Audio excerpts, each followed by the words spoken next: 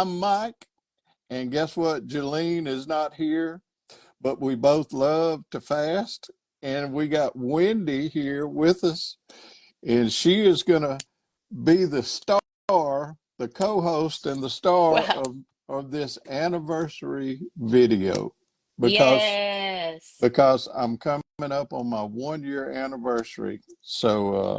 And I've been on just a little bit of a plateau here for a while, but come the 3rd of February, I'm going to kick it into high gear because I got 40, 50 more pounds I want to lose before I have my second surgery. So Okay. let's talk about all that. Let's talk about it. Okay. Um, what can you tell me? Um, because when I'm really honest with myself, I know what works and what doesn't. Hmm. I can't say like I'm doing everything I can just perfectly and I'm not losing any weight or whatever. Um, Now there are, of course, genuine plateaus that we hit where our bodies say, okay, we got to catch up. Hmm. You've been making us release a lot of weight and we just need to take a breather and we're not going to release anymore. We're going to hold on to it. But this is one of the reasons that along the way I became such an avid like data collector because I would look back and be able to see like, oh, during this time of the year is when I always gain like 5 pounds, 10 pounds, and things kind of stall out. Why is that? It's always in the summer. For me, it was always in the summer. And I realized I wasn't cooking as fresh homemade meals as much, and we were eating out more often. I would tend to have longer eating windows during the summer because we were going to barbecues and, going to the river, drinking more cocktails, having ice cream, that kind of thing. Um, and so when I looked at the data in front of me, there was no denying I'm doing something different. Well, I- I have I'm doing I something have different. I Yeah. have been doing something different. Yeah. I came out of surgery on July the 10th, and I Hmm. went through a pretty intense 6 week to 8 week recovery. Knee replacement's not a joke. No. And during that time, I said, I don't need to be doing ADF. I don't Right. need, I need to make sure that my body gets fed. And so I did. But now the wonderful thing was I didn't gain any weight. Hmm. As a matter of fact, I went ahead and I lost about 10 more pounds from where I was because when I did Amazing. surgery, when I did surgery, I was around 305 to 310 Hmm. within that bracket. And so I fell down to 295, and that's where I'm still at. Yeah. And that's been since July. But uh, you talk about the data. Well, I had a sweet wife that I'm married to, Miss Vicky, Yeah. Miss Vicky. and she decided that she was going to get on board with intermittent fasting. And Yeah. so I said, well, you know what? One of the greatest things to encourage her would be to jump onto her schedule with her. Yeah. So that's Hmm. what I've done. So basically, I placed myself in maintenance for Yeah. for all these months. Well, and guess But what? That's a win. Maintenance is yeah, a win in and of itself. I mean, how many times in my life did I hit a goal weight and I wouldn't stay there for more than a month? And yes. then next thing I knew, the scale was climbing back up because I'd be like, oh, I hit my goal. So now I get to celebrate and and eat Mhm. all the things that I want. And next thing I knew, I would gain it all back plus more. Well, now So, the deal is even through Thanksgiving, Christmas, New yeah, Year's, I still did not get out of this 295 bracket. that's I'm a huge win. I'm still right there. So I feel like I've got. Here's what I feel like. Here's what I feel like. I feel like I know how to fast. Hmm. I know how to do the ADF that helped me to lose so much weight. I know how to do that. Hmm. But also, I know how to do maintenance now. There you go. So when Right? I Yeah. when I do get to my ideal body weight or wherever I stop at, Hmm. I'll know how to maintain that. Hey, Holly, she just popped on. You So know, I'll know how to maintain that once I do. so you've heard me talk. It's one of Jen's sayings talking about our sweet spot, Yeah. and tweaking our protocol until it's easy. And there, the sweet spot hits a couple different things. It's easy, it's working, it's Hmm. sustainable, you're enjoying it, um, and you can see yourself doing that lifelong, right? Yes. That like it's not something you're ever going to stop doing. And part of what I think makes a sustainable protocol, and like you saying like, okay, I know now how to do maintenance with Miss Vicky, Hmm. and having like a an eating window for a certain amount of time a day or whatever. um Here's the thing. Okay, so do you have a surgery date scheduled? I'm going to ask for it, and I feel very sure that I will get. I want to have the same date because I want both of my knees to be locked into a schedule where I don't have to have a every other month follow Okay. up. I can have all of my follow up Oh, yeah. visits. Sure. And Okay. there one of my buddies at the gym. He told me, that's what you need to do because he had both of his done, and he suggested that. Yeah. So I go back on the 11th of February for my follow up appointment, the last one on this knee. And when I do, I'm going to tell him, hey, I want my surgery on the same date or within a couple of days. And I'm sure that he will oblige me because he has become my friend. I mean, he and I recommend books to each other, Oh, it's great. I and love that. he's on board and with my intermittent fasting, and so I mean, so yeah, yeah. Yeah. So around July the 10th. So Okay. that gives me, what, 5 6 months Right.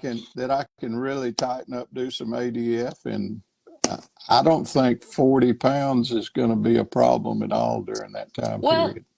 I mean here's what you the have to remember though. mhm, Here's what you have to remember. The closer you get to your goal, the harder it gets to lose. Like it's in that beginning, the weight was just melting off you, right? mhm. It was. It was.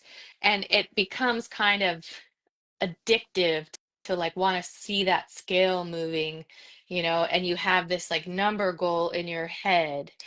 And with IF, I really had to switch my mindset that I wasn't shooting for a goal weight. I mean, like I didn't have a number in my head, a number that I thought I should be losing a week, or maybe even a number that I thought was my ultimate goal weight.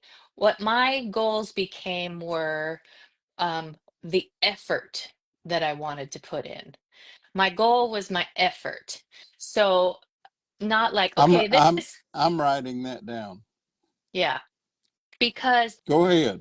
we can only control our effort, not outcome. You know, Yes. our bodies are going to be the ones that decide, and we can't say, I want you to lose 5 pounds from this spot on my hip that is a little bulgy, you know, Yeah. because unfortunately, mine always loses it from my chest and I get super bony. But I've got this little pudge of fat right here on my hip that I would be happy to see go, but I can't control that because your body's gonna do what it does with the resources that it has, the fat stores it has, and it's gonna do it in a way that, makes the most sense to it. And we have to trust that. So what we do is we put in our best effort. We develop routines and schedules that we know serve us and we settle into. We find foods that work well for us. We add variety of foods to our diet of whole foods because maybe we've gotten acclimated, our bodies have gotten acclimated to what we eat all the time. We get Bingo. we get stuck in a rut. Yeah. And and sometimes we got to switch it up. And sometimes that even means having a day where you eat more than you think you should because you got to give your metabolism that boost even in an eating window. Yeah. Like sometimes Yeah. I can put a lot of food into an eating window, you Hmm. know, um but as long as I keep it a certain length, my body knows like, oh yeah, we can work with this, you Well, know? the other day I was on, I noticed somebody, and I won't divulge any names or whatever, but it's out there. She said, I've, she was on a plateau, and she Mhm. said, I'm just, I'm so blah blah blah. I need to do something. I said, well, tell me what your starting weight was. Tell me what your goal weight is. Tell me where you're at now, a weekly average. I said, tell me how tall you are. And I made her list out all of these things because I wanted her to look at them. Mhm. And then I told her, I said, do you eat the same things very often? And she said, yes. I said, and do you fast the same hours all the time? She said, yes. I said, now is the time to switch it Switch it up. And she, up. and you know what she asked me? She said, does Jen Stevens say that? I said, well, I said, Jen doesn't use the actual words switch it up. I said, but I went and I pulled about three or four quotes from Jen's Yes. book that say switch it up Mhm. and put it out there. And she said, okay, well, that's not a problem. I can do that. And so, yeah, switch it up. And Yeah. you know, and I know that how often I have talked and told countless people to switch it up. And I'm still not an expert on this thing, but I know that works. Well, we all just are still learning as we go. I mean, I'm 5 years in now to live in the intermittent fasting lifestyle, and I still, have these days where um, I was told by my doctor that I needed to start eating more protein, and so I did. I started doing that, and I was feeling terrible. And finally, I ended up going back to I know what works for me, and I feel good again, And so I we have to listen to our bodies. Our bodies are going to tell us what works for them and what doesn't. And we just have to be really honest with Well, ourselves. when we go to a doctor, and I love doctors, I have some of the best doctors in my circle. I love Mhm. them because now they're all on board with intermittent fasting and everything. Right? When we go to a doctor, we have to understand that they're operating under the standard of care and that they have this generalization that they work within this window. But Hmm. each of us is different. Yeah. And when the rubber meets the road, we are our own best doctor Mhm.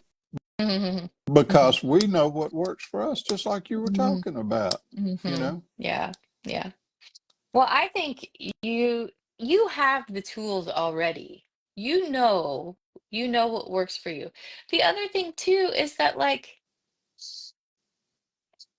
I mean, yes, I know that you need to have your other knee surgery, but they did your first surgery at this weight. Hmm. They'll do your second Oh surgery yeah. at this weight, right? Yeah.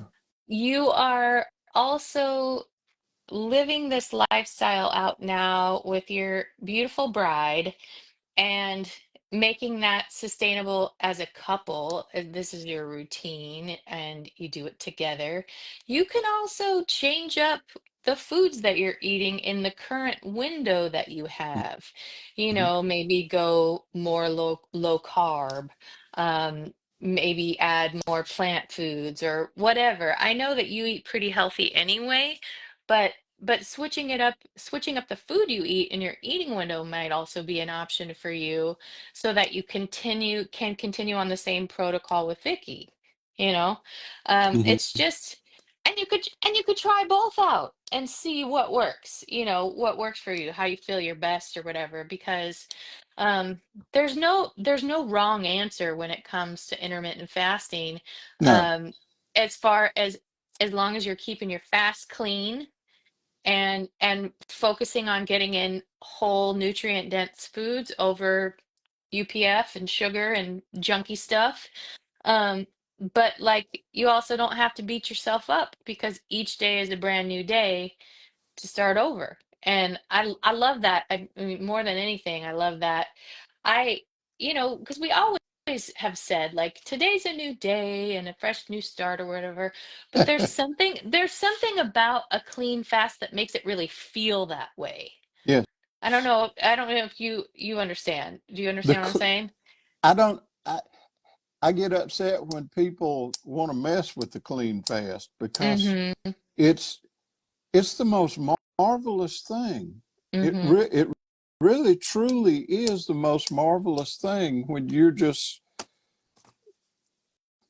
I don't know. But I can tell you this much. Although my weight has stayed in the same range, my measurements are changing because I've I'm on my second month of being intense in the gym. Mm-hmm. I go 4 days a week, and when I break my fast, I make sure that I'm getting good protein, and Mm-hmm. I'm gaining muscle mass as a 72-year old, Yeah. and so therefore my weight is not changing, but my measurements are changing. That's huge.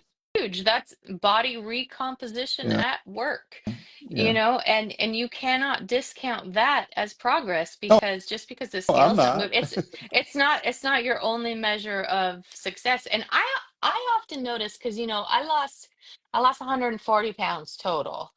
And I often noticed that like when the scale wasn't moving, Hey, Jalene. that was when my measurements were changing. Uh-huh. It was almost like my body had to catch up, like it had released the weight and then it was gonna like tighten things back up, like and maybe there's something scientific to that or not, I don't know, but it was when the scale wasn't moving that I would notice my inches would change, Okay. measurements would change. I'm gonna go over with you what I've written down. All right, All do it. right. Yes. First thing, and I love that you said this. This is killer. I'm Mhm. gonna be saying this all the time. I'm gonna memorize this. The goal is not my effort. The goal is your No, no, effort. no. The goal is my effort, Yeah. and the goal Yeah. is not the outcome. Right. Wow, that is just huge. And then I have my routines and schedules, and they're already established with Hmm. Vicky, Yeah. but I just need to make some changes. And you hit on one thing. You said to change the diet, and I had already contemplated, and I'm going to do this. And let me say hey to Jalene. She's watching and she's giving thumbs up. I'm already planning on switching to, and I told Vicky I was going to do this, and she's on board with it. She says, "Hey, you know what's working, you do it." Yeah. So I'm going to switch to a lower carb. Yeah. I'm not going to do a keto or a Yeah. carnivore, something crazy like that. I'm going to just make sure that all of the white stuff and the excess sugars and Mm-hmm. and I told her I wanted plain whole foods with meats and veggies. Mm-hmm. And I'll do that. And I guarantee you that change right there is gonna Oh, is it'll be huge. That was one of the things I did a keto diet and I had good success with it. Um, but but it was not sustainable for me because what would happen was I would like holidays would come around, Thanksgiving would come around. Well, I've done so good. I'm going to, have these things and enjoy them. And then I would fall off the wagon. Well, I'm going to start again, the next week once the leftovers are gone. you know, once the leftover stuffing or dressing or mashed potatoes or when whatever were that gone. when that Yeah. last cookie gets Right. eaten out of that Right. cookie jar. Yes. So then what I tried to do after, it was like, okay, I gave up on the keto thing, um, but decided I knew I needed to clean up my diet. Mhm. Cleaning up, I mean, carbs are not bad for us. It's the process, the ultra processed stuff that's Yeah. junky and not good for us. But if it comes out of the ground, if it has grown out of the ground, it's a potato, it's a sweet potato, a yam, a banana, a this, that, or the other, that has fiber in it as well. Um, we can eat those whole grains and have success as long as we're keeping a balanced diet. So Yep. you It. know what to I heard. do. I know. I know what to do, and I'm excited because I'm fixing to launch into the second year. It's amazing. I never, when I started this, I said, I hope it works. I saw that it worked for Courtney. I saw that it worked for AJ. I saw that it worked for you. And Hmm. I said, okay, I just hope it works for me. And oh my goodness. I Well, just, it's just it's, fantastic because it's the first program lifestyle I've ever lived where I wasn't stressing about what I was going to eat next. yes, I would just I would just be like, I'm fasting now, and then I'll decide what I'm gonna eat when I open my window, and I'm gonna eat what I want, and I'm gonna enjoy it. And then what I wanted started to change, and I was enjoying it. And then I noticed like, oh, when I eat this, I don't feel as good, or I don't like. I notice I get bloated and inflamed, and the next day the scale is up and my hands are puffy. Like, oh, I bet it was that thing I ate yesterday because I know specifically what it was because it was the only thing in that 4-hour window that could possibly have caused that, you know? yep. So it's just wonderful. Well, Intermittent fasting is the listen, best thing I've ever done.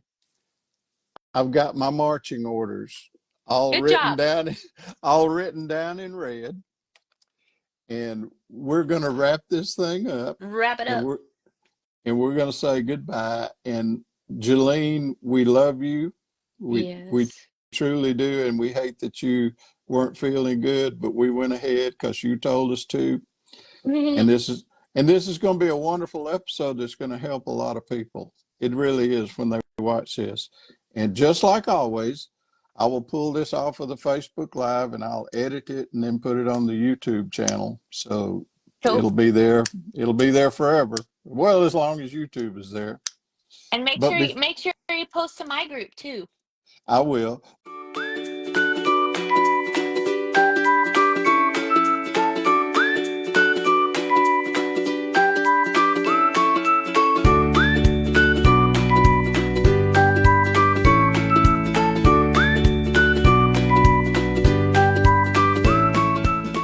But before I go, I want to do one thing. Okay. Okay. And you know what I'm fixing to do, don't you? Yes. You're Father, gonna make me cry. Father, in Jesus' name, my sister needs a healing touch from you. And I'm reaching out through this phone, through this Facebook Live, all the way to California, where she's at. You know her.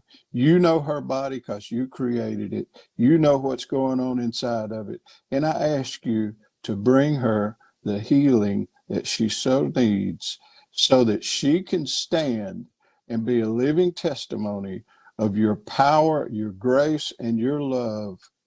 And we give you praise in Jesus' mighty name. Amen. Amen.